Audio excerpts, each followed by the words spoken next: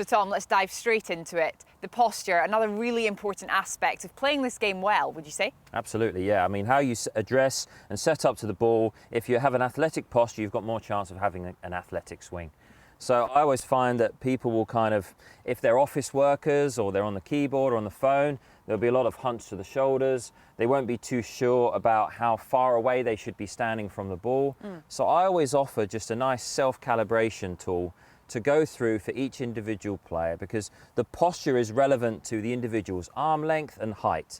So this exercise that we'll go through now will help you stand to the ball relevant to your own height.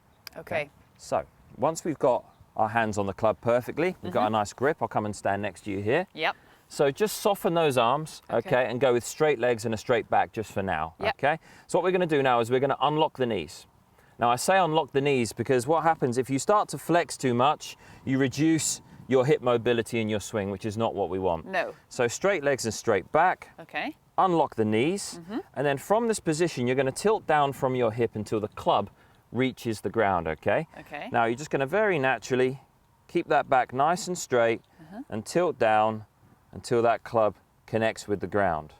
What we don't want is for people to have their shoulders rounded and then come down like this so that the chin is very tucked in and the shoulders are rounded at the top, because of course it reduces the mobility in your shoulders and you won't be able to get a full shoulder turn in your backswing. Okay, so because this athletic posture thing, you hear coaches talking about it a lot, and I've always wondered, you know, a lot of people must be interested to know what is an athletic posture, and I suppose a lot of it is to do with the shoulders and making sure we're not in that slouchy position when we address the ball. So standing up tall is a nice way to begin actually, and then from there, like you say, tipping from the hip and coming down. Absolutely. Into our position. And it's quite a nice feeling for that as well, is that you keep a nice pinch point between those shoulder blades at the back. Now you don't want to go so much so that your chest is too far out, but you want to make sure that your shoulder blades are back, okay, your chin's forwards, unlock the knees and then just tilt down until you have that lovely athletic posture.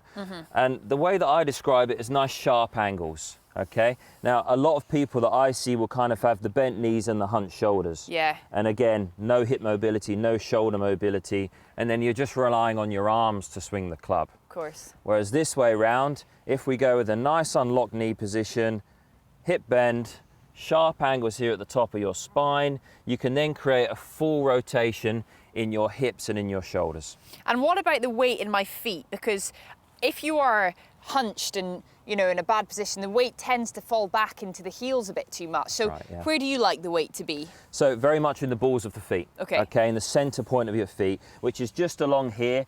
We want to make sure that we can sort of feel the ground there as much as possible. And you're quite right, if with too much knee bend, too hunched with the shoulders, you're going to feel very much on your heels. Absolutely right. And then it's very difficult for you to clear your hips as you swing in the golf club. So balls of the feet, straight legs, straight back, unlock, hip tilt, and then you find your distance from the ball. And it's important to go through this exercise with all of the different clubs, because of course your driver's an awful lot longer than your pitching wedge. That's going to create a much different position from the ball. So rather than people sort of saying, I might be standing too close, I might be standing too far, and starting to shuffle around until they find what's comfortable and might not be quite right. Go back to the beginning, back to the basic, go through this drill, and whatever club you've got in your hands, you'll find that happy medium between spine tilt, knee bend, and distance from the ball. That makes a lot of sense, Tom. Hopefully some very helpful tips there and a little drill to make sure you get your posture perfect before you even consider hitting any golf balls.